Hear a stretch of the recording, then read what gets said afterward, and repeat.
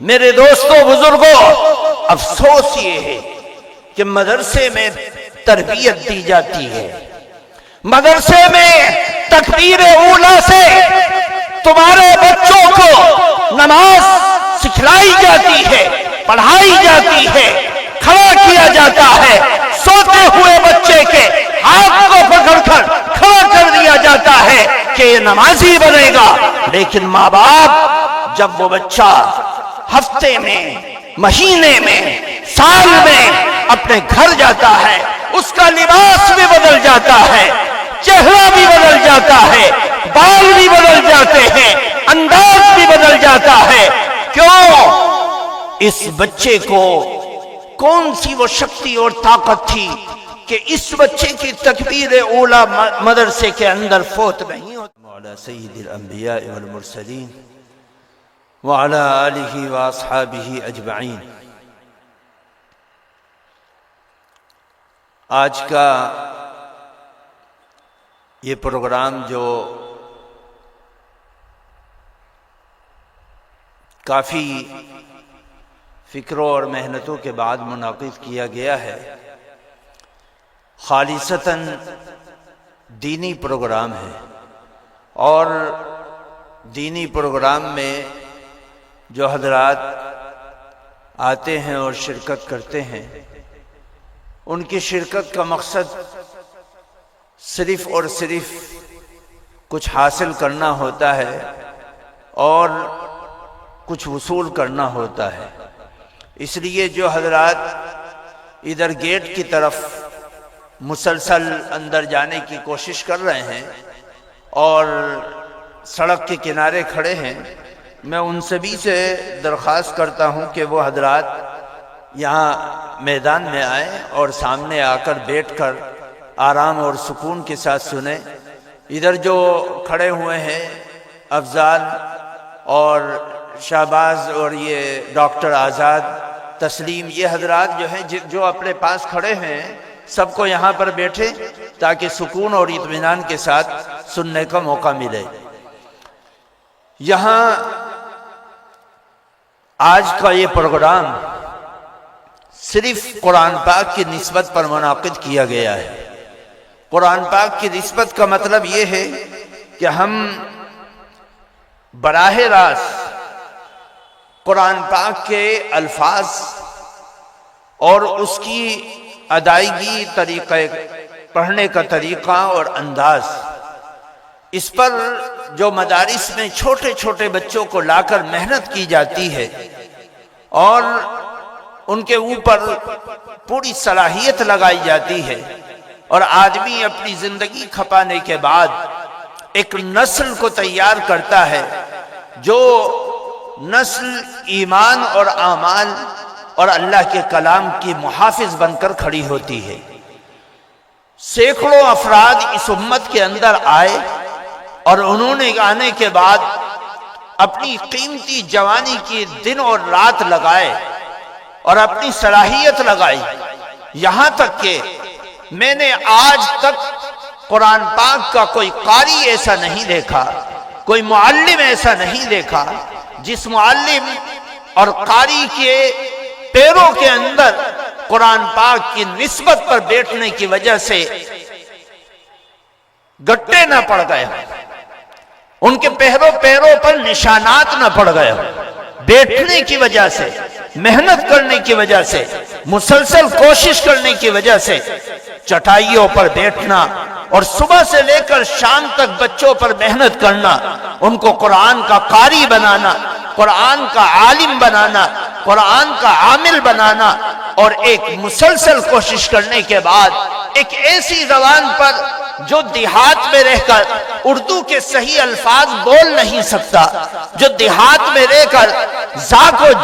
جیم بنا دیتا ہے اور عین کو الف بنا دیتا ہے اور حمزہ بنا دیتا ہے، جو الفاظ قرآنی کو صحیح ادا نہیں کر سکتا، لیکن اس بچے کی زبان پر قرآن کے الفاظ اس کے لہجے کے ساتھ، ادائیگی کے ساتھ، انداز کے ساتھ، اس انداز سے اس کی زبان پر جاری ہو جاتے ہیں کہ وہ صاحب، وہ اصحاب جو اللہ کے کلام کی زبان اور معانی کو اپنے دل و جان سے جانتے ہیں اور ان کی مادری زبان اللہ کے قرآن والی زبان ہوتی ہے، وہ لوگ اس قرآن کے الفاظ اور اس کے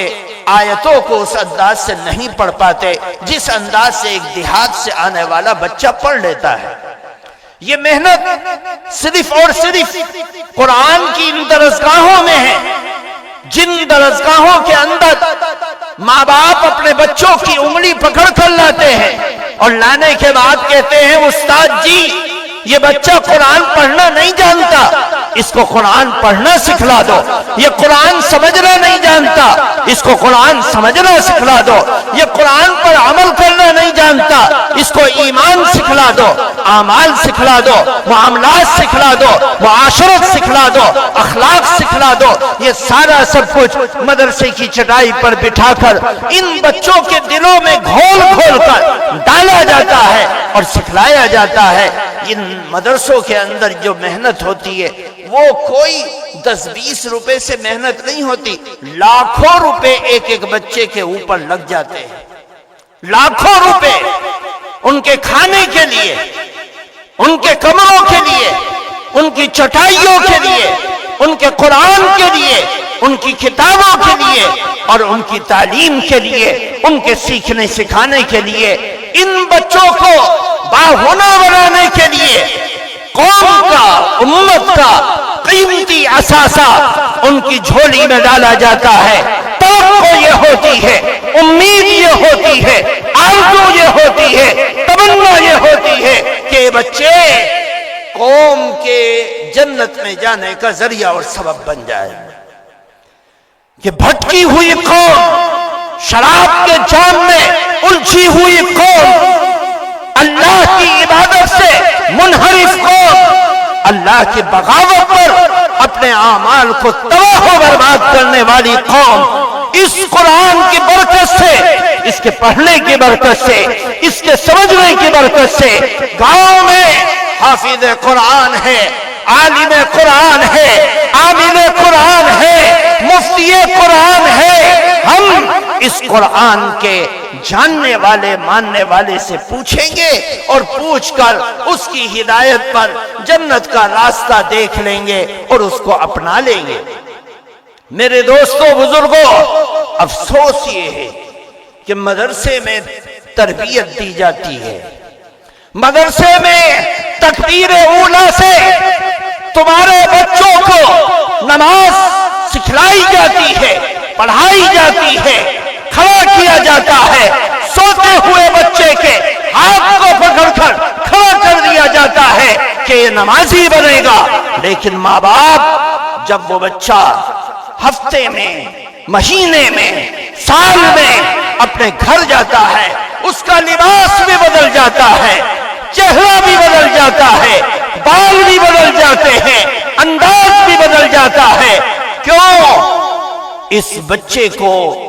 کون سی وہ شکتی اور طاقت تھی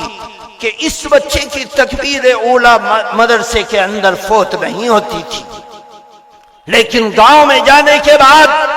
اس بچے سے سب کچھ بدل جاتا ہے۔ کیوں؟ ماں باپ جیسے ہوں گے بچے کے اوپر ویسے ہی اثر ہوگا۔ ماں باپ دیندار ہوں گے، بچہ دیندار ہوگا۔ ماں باپ شریف ہوں گے، بچہ شریف ہوگا۔ ماں باپ کے اندر دین کا اخلاص ہوگا، محبت ہوگی، طلب ہوگی اور ایک جلوہ ہوگا تو بچوں کے اندر دکھائی دے گا۔ ماں باپ اپنے آپ کو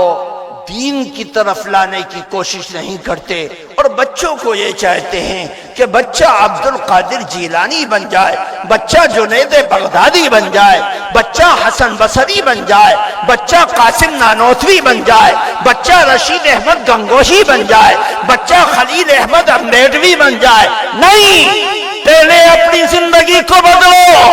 اپنی سوچ کو بدلو، اپنے عمل کو بدلو، اپنے دین کو اللہ کے ان خطوط پر لے کر آؤ جس قرآن کی محبت میں تم نے اپنے بچوں کو لگایا ہے۔ میرے دوستو، ہماری تڑپ یہ ہے کہ ہمارے بچے دیندار بنے، قرآن والے بنے، قرآن کے سیکھنے والے بنے، ایک دیہاتی زبان پر قرآن کے الفاظ کو ادائیگی کے ساتھ، لہجے کے ساتھ، انداز کے ساتھ اس کو زبان پر جاری و ساری کروانا، یہ جہاں اللہ کا معجزہ ہے، وہیں پر اس استاذ کی محنت کو اللہ نے سبب بنایا جو 24 گھنٹے اس کی مشق کراتا ہے، 24 گھنٹے اس کو سکھلاتا ہے، 24 گھنٹے اس کی رگڑائی کرتا ہے، 24 گھنٹے اس کی تربیت کرتا ہے، 24 گھنٹے اس کی تعلیم کا بندوبست کرتا ہے۔ تم مدرسے کی چوکھٹ پر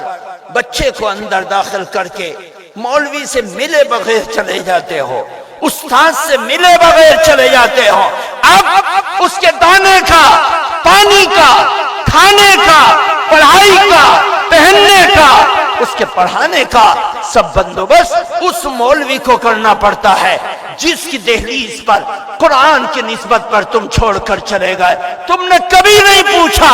کہ مولوی صاحب میرا بچہ پڑھتا ہے، اس کے لیے کس چیز کی ضرورت ہے، ان بچوں کے لیے کس چیز کی ضرورت ہے۔ تم چاہتے ہو تمہاری چوکھٹ پر مولوی دستک دے، تم قرآن کی نسبت پر قربانی جب دو گے، اگر مولوی نہیں آئے گا تم قربانی نہیں دے سکتے۔ جب یہ قوم خود سے دین کی محبت میں کھڑے ہونے والی بن جائے گی تو انشاءاللہ قاسم نانوتوی پیدا ہونے لگیں گے، رشید احمد گنگوہی پیدا ہونے لگیں گے۔